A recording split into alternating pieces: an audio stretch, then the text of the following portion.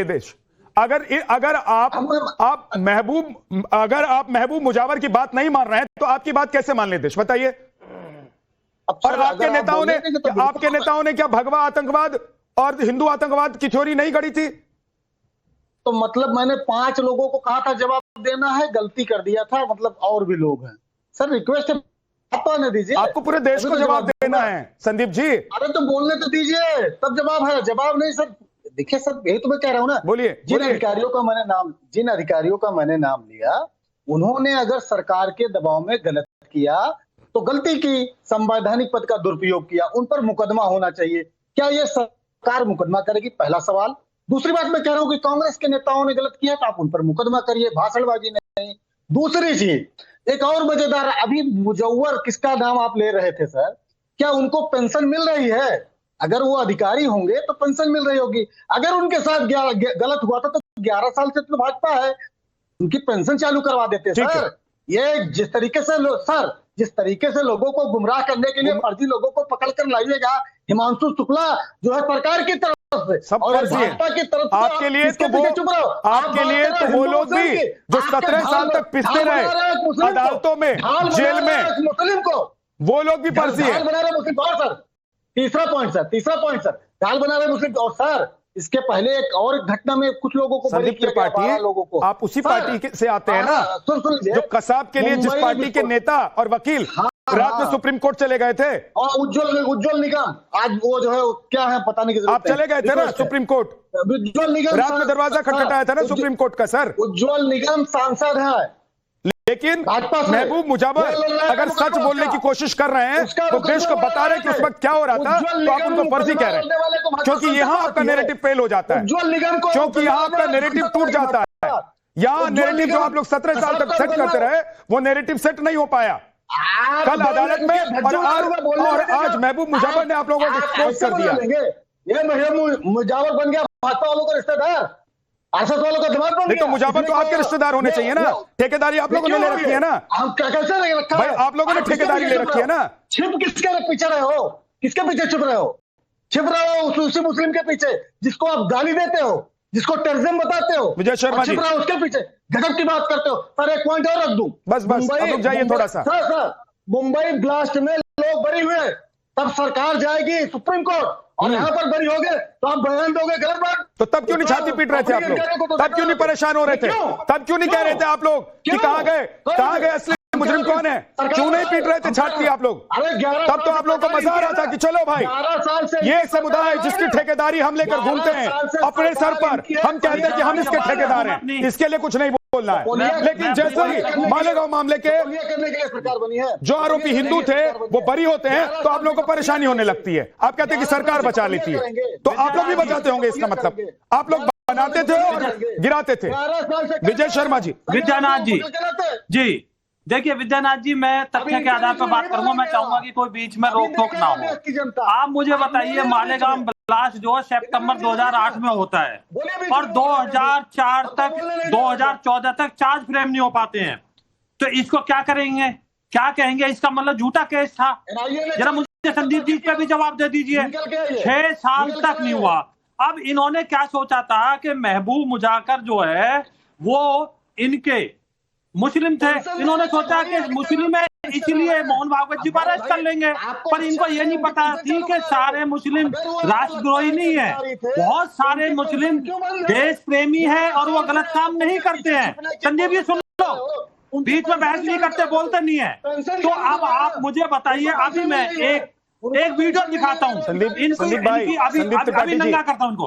अभी नंगा रुक जाइए। आप बोल रहे थे तो नहीं बोल रहे थे ना बीजेपी के नेता या संघ के जो बोल रहे थे ना, सब आपकी जगह लेके बोल रहा हूँ। सर रुक तो जाइए, एक सेकंड रुकिए ना। अरे मैंने ही आपको वक्त दिया है और सबसे ज्यादा वक्त दिया है, संगीत रागी से ज्यादा वक्त दिया है आपको। रुक जाइए थोड़ा सा। मैं एक बार बताइए, जो सब इंस्पेक्टर महबूब मुजावर जिसने वहां नौकरी की है, जिसके बीच में बोल जिसके दादा, अरे इनको क्या कोई बीमारी है क्या? संदीप भाई मुझे आपका ऑडियो कम कराना पड़ेगा, फिर आप विक्टिम कार्ड खेलने लगेंगे। पेंशन मिल रही है। अरे रुक तो जाइए पहले, मुजावर को पेंशन मिल रही है। आप ही बोलेंगे। अरे आपने पाप किए। संदीप जी रुक जाइए, संदीप जी प्लीज, भुगत रहे हैं वो। मैं आपको रिक्वेस्ट कर रहा हूं रुक जाइए। नहीं तो दिक्कत ये होती है कि किसी की बात समझ में आपकी भी बात समझ में नहीं आएगी जब आप बोलने की कोशिश करेंगे और दूसरे लोग आप पर बोलेंगे। तो रुक जाइए, थोड़ा सा धैर्य रखिए, लौट कर आपके पास आऊंगा। बोलिए आज, क्योंकि जवाब आपको ही देना है सबका।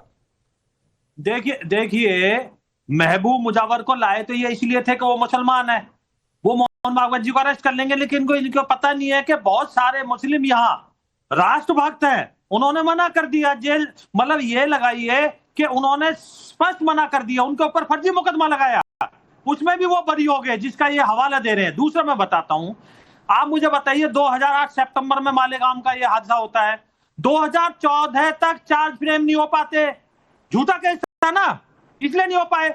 इधर बॉम्बे ब्लास्ट का आतंकी था जो, उसको फांसी भी हो जाती है इतने साल में ही। तो इससे साफ प्रतीत होता है कि आप झूठा ये केस कर रहे थे। दूसरा मैं बताता हूं, ये कहते हैं, मैं वीडियो दिखाऊंगा चंद सेकंडों का जो अभी 31 का है, पृथ्वीराज चौहान इनके क्या कहते हैं, जो पूर्व मुख्यमंत्री है, कि अगर आतंकवाद कहना है तो हिंदू आतंकवाद कहिए, सनातन आतंकवाद कहिए। ये देखिए, इसको जुटला देंगे ये क्या? हिंदू टेरर कही है, तो फंडामेंटलिस्ट टेरर कही है, सनातनी टेरर कही है। बताइए, जवाब दीजिए। इतनी बेशर्मी की हद होती है यहाँ बैठ के।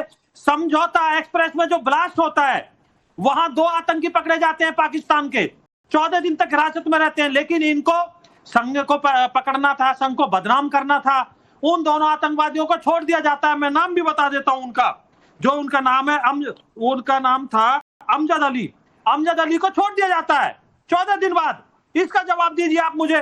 तो ये इनकी जमीन खो गई थी, मुस्लिम इनसे छिटक गए थे।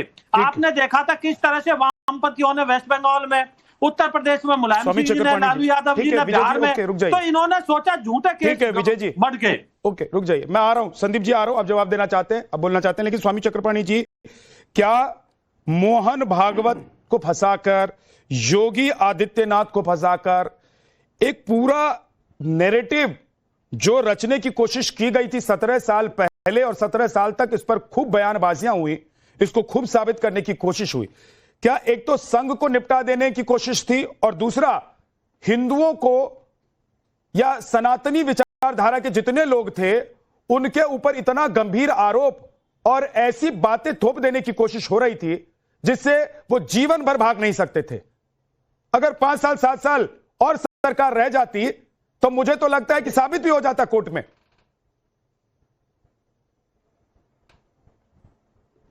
देखिए विद्यानाथ जी, बिल्कुल आप सही कह रहे हैं, लेकिन निश्चित रूप से आज सत्यमेव जयते, यानी सत्य की जीत हुई है। सत्य परेशान हो सकता है लेकिन पराजित नहीं होता।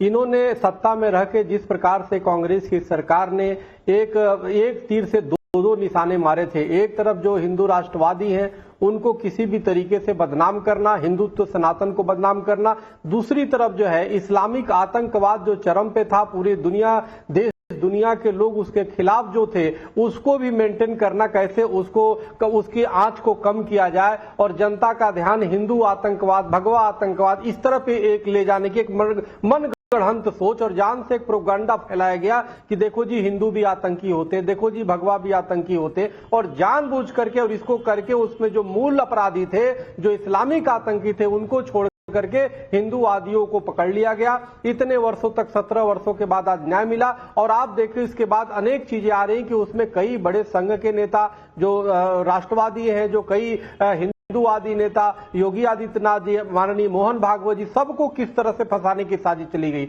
इससे